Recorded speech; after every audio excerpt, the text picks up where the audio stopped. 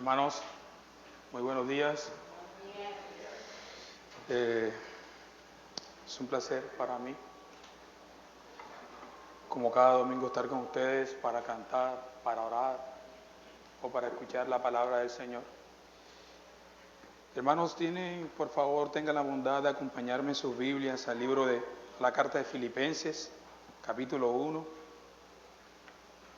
Vamos a leer la santa palabra del Señor. Si dispone de salud, se puede poner de pie para que leamos juntos la palabra del Señor. Filipenses 1, del 12 al 21. Mi texto estará centrado en los dos versículos 20 y 21, pero leeremos esta sesión completa. Hermanos míos, esta es la palabra santa del Señor. Quiero que sepáis, hermanos, que las cosas que me han sucedido han redundado más bien para el progreso del Evangelio. De tal manera que mis prisiones se han hecho patentes en Cristo en todo el pretorio. Y a todos los demás, y a la mayoría de los hermanos cobrando ánimo en el Señor con mis prisiones, se atreven mucho más a hablar la palabra sin temor. Algunos a la verdad predican a Cristo por envidia y contienda, pero otros de buena voluntad. Los unos anuncian a Cristo por contención, no sinceramente, pensando en añadir aflicciones a mis prisiones, pero los otros por amor, sabiendo que estoy puesto para la defensa del Evangelio. ¿Qué pues? Que no obstante, de todas maneras, o por pretexto o por verdad, Cristo es anunciado, y en esto me gozo y me gozaré aún, porque sé que por vuestra oración y la suministración del Espíritu de Cristo, esto resultará en mi liberación, conforme a mi anhelo y esperanza, que en nada será avergonzado, antes bien con toda confianza, como siempre, ahora también me gozaré, ahora también será magnificado Cristo en mi cuerpo, o por vida o por muerte, porque para mí el vivir es Cristo y el morir ganancia. Pueden sentarse, mis queridos hermanos. Amado Dios, venimos delante de ti para ser consolados, animados con tu palabra, Señor. Ayúdanos con tu espíritu, Señor. Infunde aliento, Señor, a tu iglesia, Señor. Consuela nuestros corazones, los de nuestros hermanos que nos ven, Señor, también. Por favor, Señor, habla a tu pueblo, Señor. Ninguno de nosotros tiene poder para consolar a otro hermano como lo haces tú, Señor. Tú renuevas las fuerzas, tú nos capacitas para seguir. Tú nos llenas, Señor, con la provisión de tu Espíritu, Señor, de esperanza, Señor. Por favor, Señor, habla a tu iglesia y ayuda al predicador, Señor. De verdad, Señor, que para estas cosas nadie es suficiente, Señor. Por lo tanto, ruego, Señor, la ayuda de tu Espíritu, Señor. Amén. Amados hermanos, le he puesto a mi sermón, ¿para quién vives? Realmente estaba en una discordia con mi querido Edner Sánano por el nombre que le había puesto al sermón, pero decidimos cambiarlo a última hora, entonces le he puesto a mi sermón, ¿para quién vives? Voy a usar como introducción unas palabras de uno de los predicadores que más he amado de todos los tiempos, Desmond Comori Boyce. Él dice algo sobre un libro acerca del éxito de la vida y lo quiero usar como introducción para mi sermón. Así que cito: en un libro llamado La Universidad del Éxito, editado por un hombre llamado Othman Dino, hay una afirmación muy importante, que todas las personas que han tenido éxito y han llegado a tener éxito tienen un propósito claro en la vida.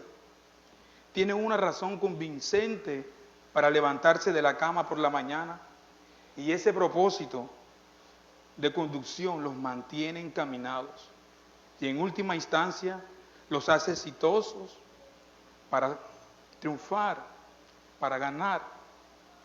El escritor también señala, dice Boyce, que sin un propósito claro nadie puede ser considerado exitoso, sin importar cuánta fama pueda lograr alcanzar. Fin de la cita. Según el estándar, supongo, ¿no?, que hemos leído de ese autor, según ese estándar, el apóstol Pablo podría ser considerado la persona más exitosa que jamás haya vivido, fuera de Jesucristo, por cierto. Él tenía un propósito tan claro, tan definido y tan profundo, que impregnaba todo lo que hacía y decía, y le daba esperanza en los momentos más oscuros de su propia vida. Nuestro texto podría llamarse El secreto del éxito de Pablo o El propósito de la vida de Pablo, porque revela el sentido y el valor que lo impulsa a mantener su rumbo, incluso en una cárcel romana, como se encontraba al escribir esta carta. Si usted ha venido hoy y quiere encontrar ese secreto del éxito, no hablando de prosperidad, es del éxito de triunfar al llegar a la eternidad. Si usted ha venido hoy y quiere ver cuál es el éxito que tenía Pablo, cuál fue el éxito de su vida, lo podríamos resumir en una sola frase. Y se encuentra aquí en nuestro texto, Filipenses capítulo 1, versículo 21.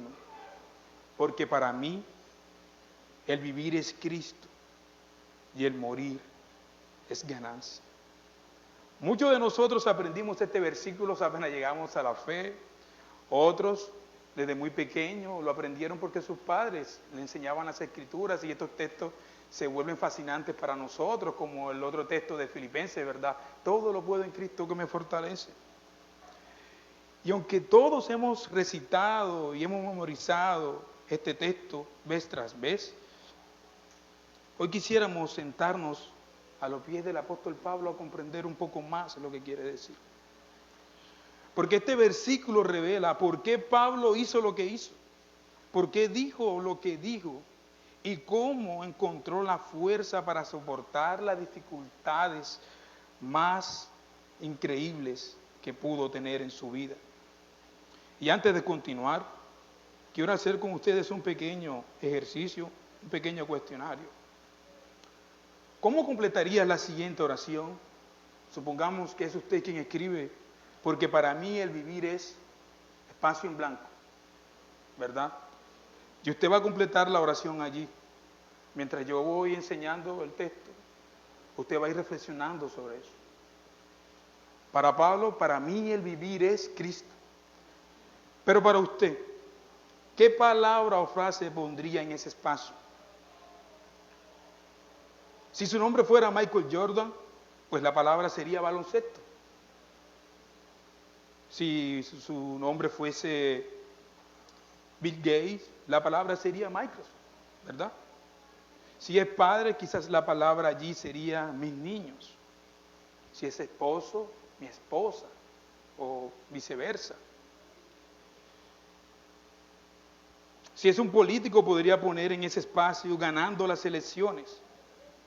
O si es un abogado obsesionado, podría decir ganar el gran caso. Pero la lista sigue y sigue y sigue. Algunos podrían poner universidad, una carrera. Algunos podrían sexo, entretenimiento, placer. Pero no pierda el punto a donde los quiero llevar, mis hermanos. El punto es que nadie deja ese espacio allí en blanco. Ninguno de nosotros. Nadie deja ese espacio allí en blanco. Todos terminan con algo. Y si no llena ese espacio en blanco con Cristo, es una pregunta. ¿Qué pones allí? En este mundo como hemos visto, ¿verdad?, a través de la historia, hay ganadores y perdedores en todos los casos. Un ganador es considerado una persona con una filosofía de vida noble y positiva. Y un perdedor es una persona con un propósito indigno y sin ningún propósito realmente. La pregunta que tendría Pablo para usted en esta mañana sería, ¿quién es usted? ¿Cuál es el propósito de tu vida? ¿Eres un ganador o un perdedor según lo que Dios te ha llamado a hacer en Cristo? A modo de contexto de Filipenses capítulo 1, desde el versículo 19 al 26, lo que encontramos en esa gran sección, contiene lo que podríamos llamar la filosofía de vida de un ganador. Y es notable porque fue escrito por un hombre en una cárcel romana, encadenado, con un soldado allí las 24 horas del día. Y está siendo juzgado por su vida sin la certeza de que alguna vez será puesto en libertad. Y al estudiar juntos este pasaje, mis hermanos, los desafío a comparar su filosofía de vida con la filosofía del apóstol Pablo en ese momento. Mi sermón lo he dividido en dos puntos sencillos. Uno es la confianza de Pablo, que está allí en el versículo 20. Y el segundo punto es la confesión de Pablo. Sencillo. Pablo dice, lo voy a leer en la Nueva Traducción Viviente, la parte B del versículo 18. Sí, y seguiré regocijándome porque sé que a través de sus oraciones y de la ayuda del Espíritu de Jesucristo, lo que me ha sucedido resultará en mi liberación. Espero ansiosamente y espero que de ninguna manera me avergüence, sino que tendré el valor suficiente para que ahora como siempre Cristo sea exaltado en mi cuerpo, ya sea por vida o por la muerte. Cuando leo estas palabras, sé también que pasará por su mente, vienen a nuestra mente una pregunta bastante pulsante. ¿Cómo podía el apóstol Pablo estar feliz? Después de todos, como les había dicho en ese momento, está en una cárcel romana, en espera de un juicio ante César. Y ese veredicto puede cambiar, ¿cierto? Puede ser puesto en libertad o puede ser asesinado, decapitado. Y ante esa circunstancia encadenado allí, ¿cómo puede estar un hombre tan feliz, tan gozoso, tan tranquilo y esperanzado? ¿Cuál es el secreto de esto? ¿Qué tiene Pablo que nosotros necesitamos? ¿Qué tiene este hombre que impacta nuestras vidas a la hora de leer estas palabras que caen de una persona que tiene un corazón plenamente confiado? Él no sabía qué pasaría a continuación, sin embargo dice, seguiré regocijándome. Quizás cuando nosotros leemos estos versículos, la frase mi liberación asalta la idea del texto y podemos decir, bueno, Pablo tiene esperanza en ser liberado. Liberación, él tiene esperanza en que va a ser liberado. Pero eso no es lo que significa el texto. Eso no es lo que quiere decir la palabra. Cuando él dice mi liberación, lo que estaba esperando era la certeza de que iba a ser salvado eternamente. Mi liberación significa que estaba por ser salvado por su Señor. No está pensando en salir de la cárcel, sino en que Dios lo iba a reivindicar. Ya sea encarcelado por un tiempo más largo, o ya sea decapitado, su confianza estaba en ese Señor. La Biblia Traducción Viviente nos añade una paráfrasis allí muy clara que nos dice, todo esto resultará para bien. Ahora, ¿cómo todo lo que le está aconteciendo a Pablo, aparte de lo que algunos hermanos, ¿verdad?, están haciendo, predicando a Cristo por contienda, otros por verdad, lo que sea? Ellos, según Pablo, están tratando de añadir aflicciones a las que él ya tiene por estar encarcelado. Ahí podemos encontrar que no quiere decir que Pablo no es humano, que no siente dolor y que no hay momentos que puedan añadirles aflicciones a su vida. Pero en contraste con su esperanza son muy pequeñas, porque su esperanza está centrada en ese Cordero, en su Cristo. Todo esto resultará para mi bien, nos dice la Biblia, traducción viviente. Dice realmente que él depende de dos cosas importantes. Uno, de las oraciones de sus amigos. Y dos, la obra del Espíritu Santo en su favor, como lo había hecho, ¿verdad?, en otras ocasiones, como en Hechos 17, cuando estaban encarcelados. Cuando iban a una misión y el Espíritu providencialmente les dijo, no vayan a esa región, no vayan. Pablo tenía una certeza de que siempre el Espíritu de Dios iba providencialmente a obrar en su vida, fuera lo que fuera sus circunstancias. Así que en el versículo 20 lo que aprendemos y vemos, vamos a pegar una leída nuevamente, es el contenido de la oración.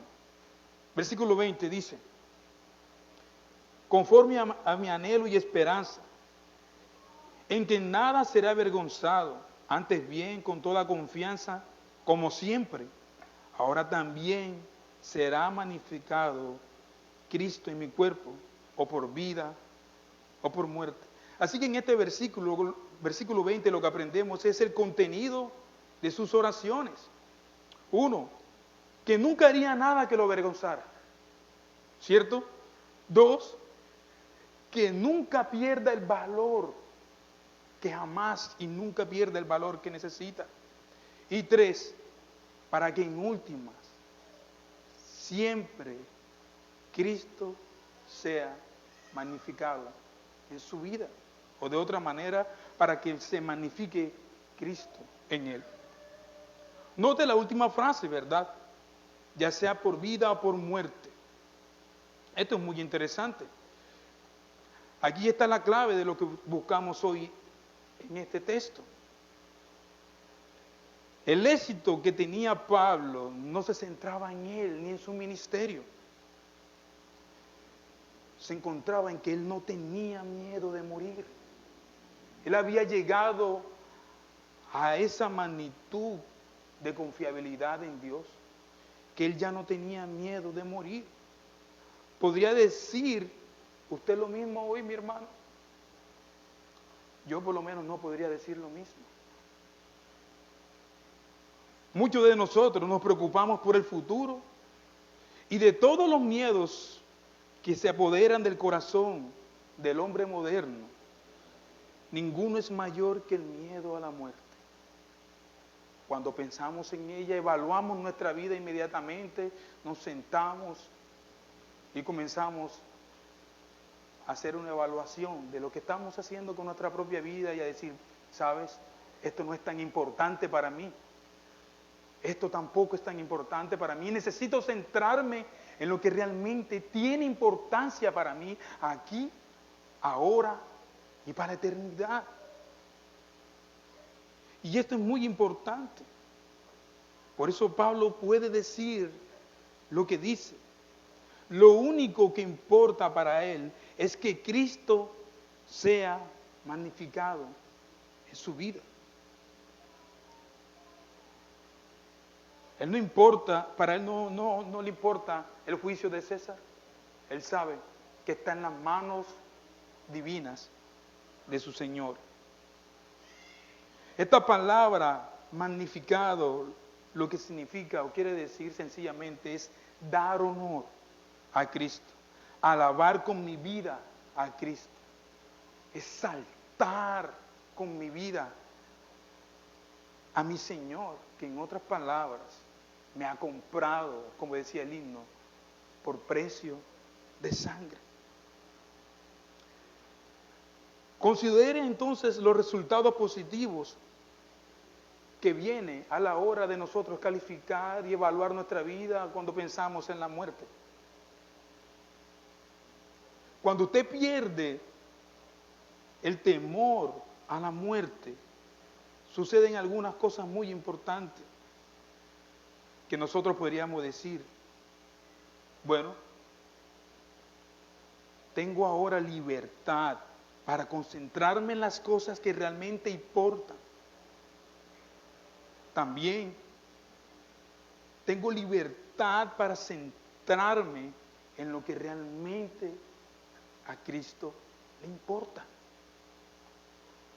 No seremos indiferentes a su propósito, porque su propósito nos apunta y nos lleva a un destino final, y es dar gloria a Él. Totalmente todas estas verdades reunidas lo que nos hacen es vivir entonces conforme a la voluntad de nuestro Dios. ¿Alguno de ustedes ha leído la historia de los 5 misioneros en Ecuador? Quiero leer para ustedes esta pequeña historia.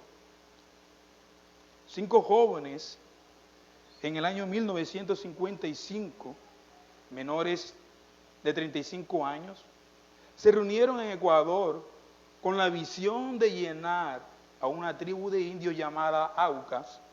La palabra significa salvaje, es un nombre puesto por las otras tribus de allí, que vivían en las selvas profundas del Ecuador.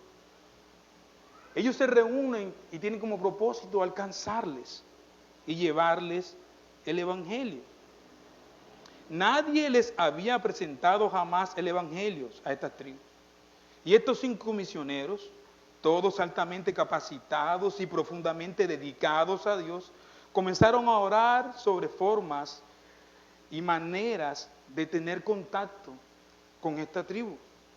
Y en septiembre comenzaron a sobrevolar el área de esa aldea Auca, de tal manera que lograron bajar una olla con regalos para los indios, ¿verdad?, que finalmente pudieron localizar. Cuando los Aucas tomaron los obsequios que ellos habían traído, los reemplazaron por obsequios sencillos propios de ellos, de su cultura. Los 5 jóvenes esperaron un poco más en 1955, septiembre. Y en enero de 1956 los 5 hombres decidieron que había llegado el momento de establecer contacto con las personas de ese lugar, con los Aucas. Después de mucha oración, establecieron un campamento base en una playa, y el 8 de enero de 1956, alrededor de las 3:30 de la tarde, fueron asesinados con lanzas por los indios, que pensaron erróneamente que habían venido para lastimarlos. La noticia conmocionó al mundo. Mucha gente se preguntaba cómo jóvenes con tantas promesas pueden desperdiciar sus vidas de esa manera. Un tiempo mucho más adelante, cuando los diarios de uno de los misioneros llamado Jim Elliot se publicaron, varios años después, se descubrió que contenía una frase profunda. Él decía en su diario: no es tonto aquel que renuncia a lo que no puede conservar para ganar lo que no puede perder. El apóstol Pablo estaría de acuerdo con esto, mis hermanos. Una vez que comprenda que su vida no durará para siempre, mi estimado hermano, una vez que usted evalúe su vida, se dará de cuenta que el morir en Cristo es ganancia. Que invertir tu vida, renunciar a tu propia vida y invertirla en Él, es ganancia, mi hermano. El apóstol Pablo estaría de acuerdo con eso. Puede invertir tu vida en una causa más grande que la que usted tiene, mi hermano. Renuncias a lo que no puedes conservar para que al final ganes lo que no podrías perder. Esto es lo que Pablo quiso decir cuando dijo: ya sea que viva o que muera, no me importa. Ya sea que viva o que muera, mi vida, mi propósito de vida, todo lo que he hecho está centrado en mi Señor. Cuando nosotros leemos esas cartas de Pablo, tanto de cómo él trabajaba haciendo carpa, como él era misionero, cómo él se exponía por el Evangelio. Nosotros vemos a un hombre que ha abandonado la totalidad de su vida en su Redentor. No está preocupado por provisión monetaria, no está preocupado por ropa, no está preocupado por comida, no está preocupado por ninguna provisión.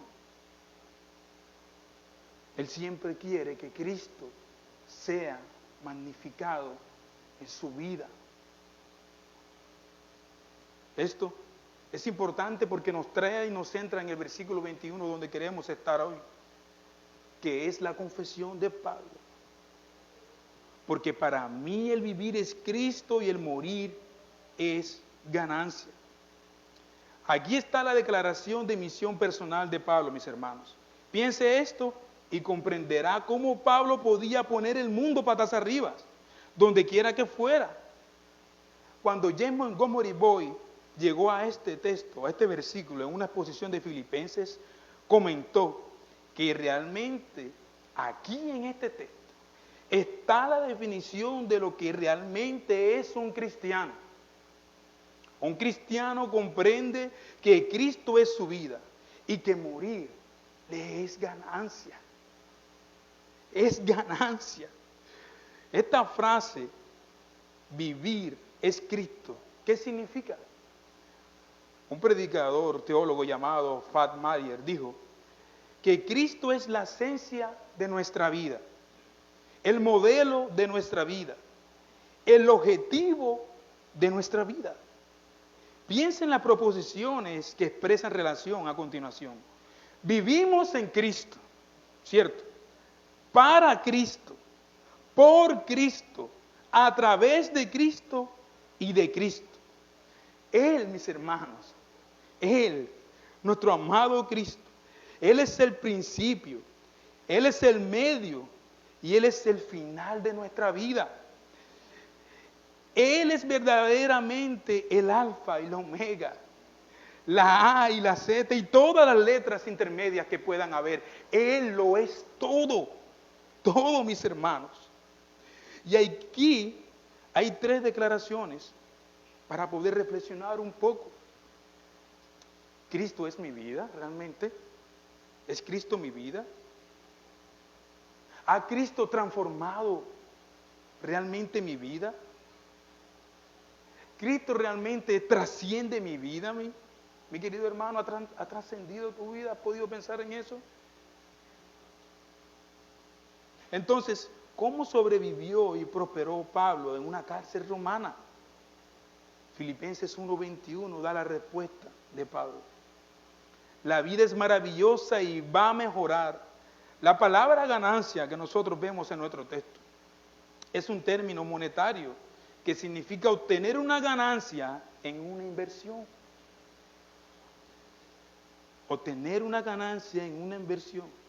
En lugar de quejarse, el apóstol Pablo en una cárcel se regocija de que incluso en cadenas haya experimentado el poder de Jesucristo en su vida y que cuando muera su maravillosa vida actual mejorará aún más porque ha sido invertida en Cristo.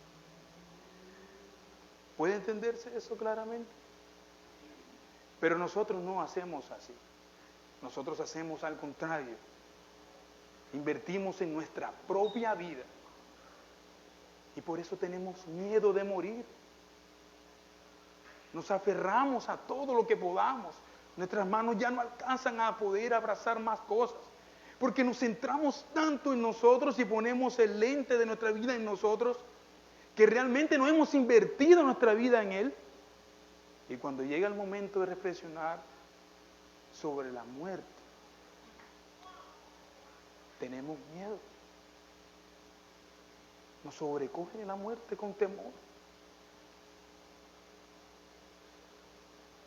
Hermano, invierte tu vida en Cristo. Toda, completamente toda. Como estos 5 misioneros. ¿Creen ustedes que estos misioneros no tenían esposa, hijos? Pues más adelante ustedes verán que sí tienen hijos. ¿Creen ustedes que estos 5 misioneros no invirtieron su vida en Cristo? ¿Cómo puede Pablo decir tales cosas, verdad? ¿Cómo puede Pablo decir que él ha invertido su vida de tal manera que no tiene temor, amor? Porque para Pablo la muerte no lo puso en un cementerio, ni lo pondría en un cementerio. Para él la muerte lo llevaría a un santuario. Lo condujo a su Señor. Sabía que estaría en la presencia de Cristo en el momento de su muerte. Y eso sería realmente una ganancia para él. Bueno, si voy a ser decapitado, vea usted, para mí es precioso. Voy a ser decapitado, está bien, César, mándalo, estoy preparado. A la hora que quiera, yo estoy preparado, no por mí, quiero que lo sepas, no por mi propia fuerza. Es que ya no vivo yo, sino que ahora Cristo vive en mí. Y lo que ahora vivo, lo vivo en la fe del Hijo de Dios, el cual me amó y se entregó a sí mismo por mí. ¿Quién soy yo para considerar mi vida más alta que la de mi Señor? ¿Quieren ver ustedes cómo Pablo invirtió su vida y la consideró como pérdida al contraste de lo que hacen los hombres hoy en día modernos? Filipenses capítulo 3 nos da la respuesta. Pero cuántas cosas para mí eran ganancia.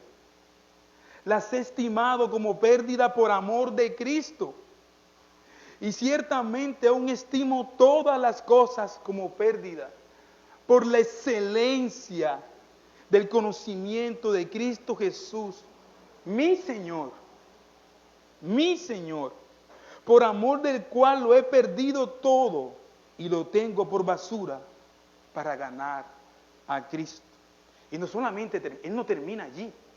Aquí viene la gloria de esto. Y ser hallado en Él. Ser hallado en Él. No es que renuncies a tu vida. Muchos hombres hacen eso, ¿verdad? Renuncian a sus vidas para mostrar gloria. Y es una falsa apariencia. Pero realmente ellos no han renunciado a su vida. Es ser hallado en Él. Sea en una clínica, sea en la casa. Ser hallado en Él. Hermano mío, tú has sido unido a Cristo. Y el Espíritu de Cristo vive en ti, está sellado con la sangre irreversible. Está sellado con el Espíritu de Dios. Eres de Dios de tal manera que Dios te puede ver y decir, tú eres mi hijo. Y en el momento de partir, ya has sido hallado porque estás escondido en Cristo. No es lo que dicen las Escrituras, mi vida ha sido escondida en Cristo, en Dios. ¿Ves lo precioso que es recordar estas grandes verdades, hermano? Consuela nuestro corazón, nos llena de esperanza y pone nuestro lente donde debe de estar, en el Cristo de la gloria, mi Señor, mi Señor. En un sermón sobre este texto, un teólogo llamado Alexander Maclaren da las siguientes respuestas. Son 3. 1. Perdemos todo lo que no necesitamos. Perdemos el mundo, perdemos la carne y al diablo. Perdemos nuestras pruebas, nuestros problemas, nuestras lágrimas, nuestros miedos, nuestras debilidades. 2. Conservamos todo lo que realmente importa. Conservamos nuestra personalidad centrada en Cristo, nuestra identidad unida a Cristo, nuestro conocimiento de todo lo que es bueno. Y 3, obtenemos lo que nunca antes habíamos obtenido. Obtenemos el cielo. los santos, los ángeles, la presencia de Dios y al mismo Jesús. Aunque nunca lo he visto, dice el teólogo, me han dicho que hay una lápida en un cementerio en Alabama que dice, bajo el trebo de un árbol, aquí yace el cuerpo de Jonathan Pease. Pero Pease no está aquí. Él no se encuentra aquí. Solo la vaina de su tumba, solo su nombre. Porque Pease, al momento de morir, salió disparado y fue a la casa de Dios. ¿Temes a la muerte, mi querido hermano? No deberías si eres cristiano. No deberías. Mientras preparaba este sermón, me encontré con un pensamiento muy alentador. Un cristiano es inmortal hasta que su obra en la tierra esté terminada. Piensen en eso por un momento, hermano. La muerte no puede tocarte hasta que Dios haya determinado, hasta que Dios haya terminado aquí contigo. No puedes morir y no morirás hasta que llegue el momento señalado por Dios, el cual Él haya ordenado. Si Dios es Dios, vivirás todo el tiempo que el Señor se proponga y luego volverás a la casa, volverás a la presencia de Dios. En ese sentido, toda vida cristiana es siempre completa. ¿Es así? Sé que no siempre se ve así cuando nos paramos junto a la tumba de un joven que murió antes de llegar a la flor de la vida. Ahí cambia nuestra perspectiva, ¿no? Y somos sacudidos. Verdaderamente la muerte de los jóvenes trae mucha aflicción también a nuestra vida y confusión, ¿verdad? Pero es un error pensar así.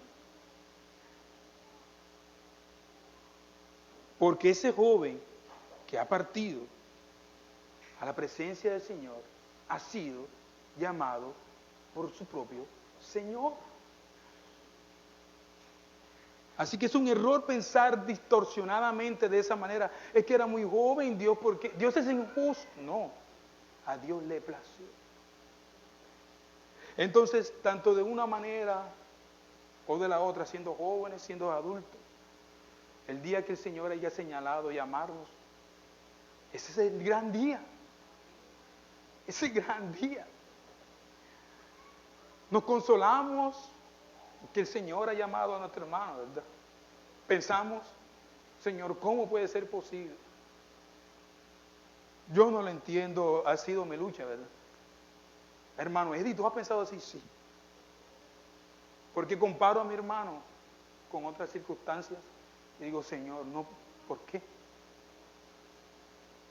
Pero no podemos altercar con nuestro Dios. Él lo ha querido así. Así que iglesia, regocíjate porque nuestro hermano ahora está en el culto celestial, alabando a su Cordero. Y ahora nos mira y nos dice, ánimo hermanos. Él está con nuestro Señor ahora, gozando del gran Rey, ha descansado nuestro hermano. Eso debería de darnos ánimo, a pesar de que nuestros corazones están dolidos. No podemos decir que no podemos sentir tristeza, dolor. Van de la mano las dos cosas. No la puedes desunir. Pero una cosa es verdad. Y es que Dios nunca improvisa con nuestras vidas, mis hermanos. Él es soberano, eternamente soberano.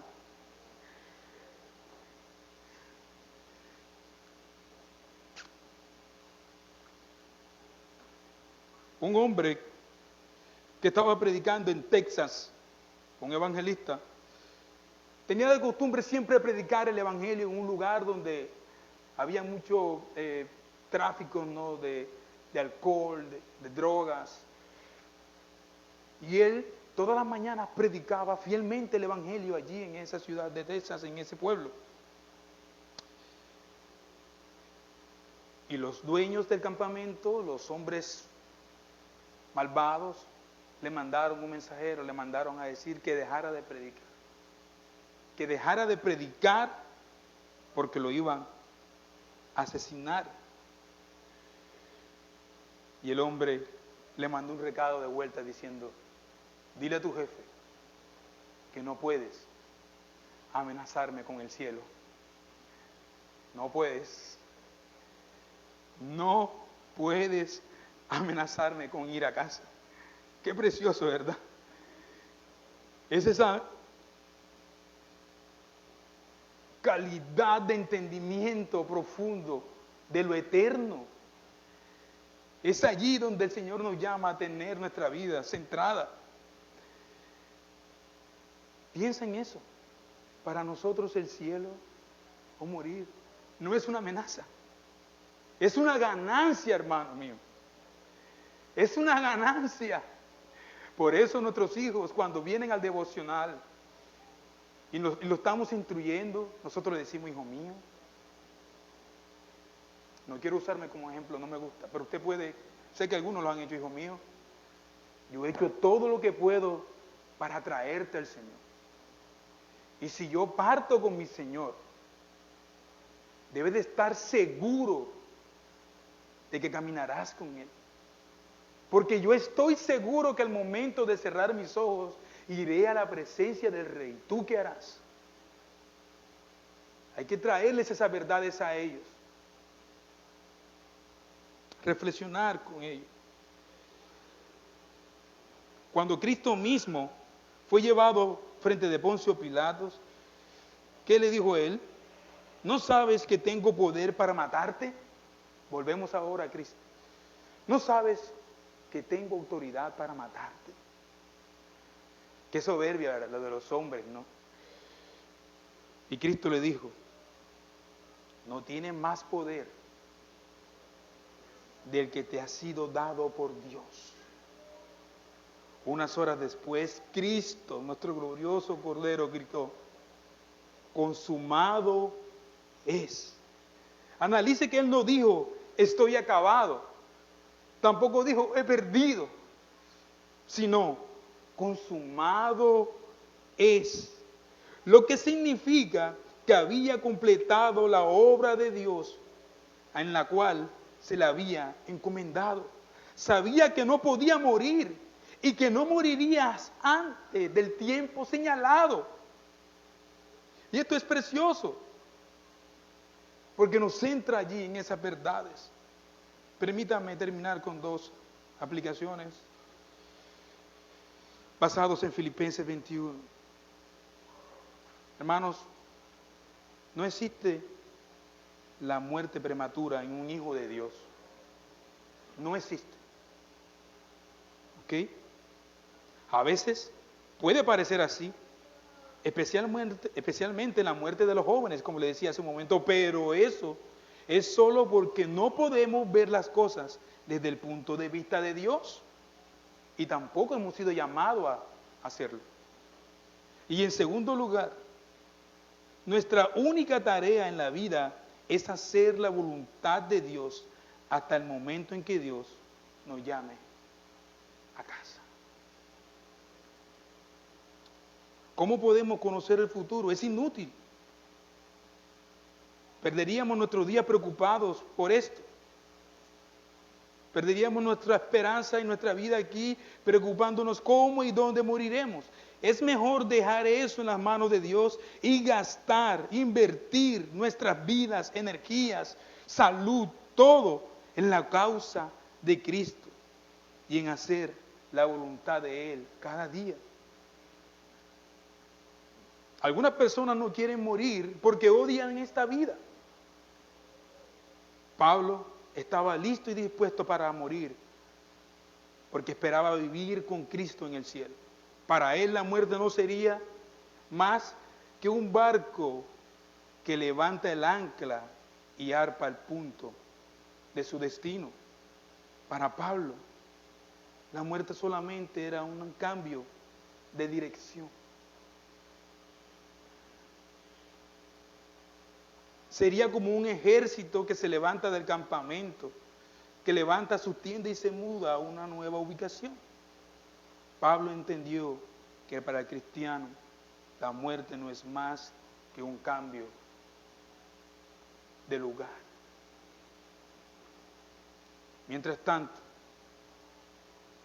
nosotros podemos reflexionar en estas verdades hoy y decir, Señor, sea que vivamos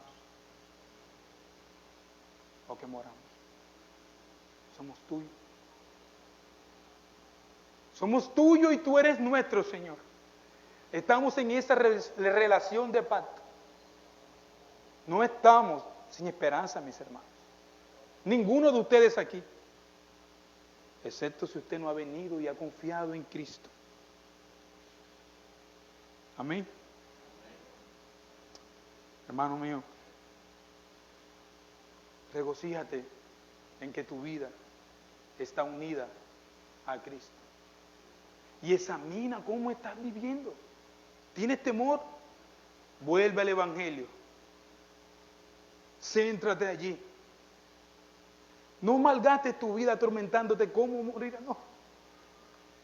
Señor, el día que tú quieras, ese día será. Mientras tanto, mi vida la voy a invertir en ti. Porque para Pablo, el morir es ganancia. Y tú me das esas palabras a mí, y entonces para mí, el vivir es Cristo. Y el morir debería de ser ganancia. Invierte tu vida en Cristo. Amén. Señor Dios de toda gracia, gracias por tu palabra, Señor. Todos nosotros necesitamos recordar estas verdades. Consuela a tu iglesia, Señor, y ayúdanos. Que tu palabra sea un refrigerio para todos. Amén.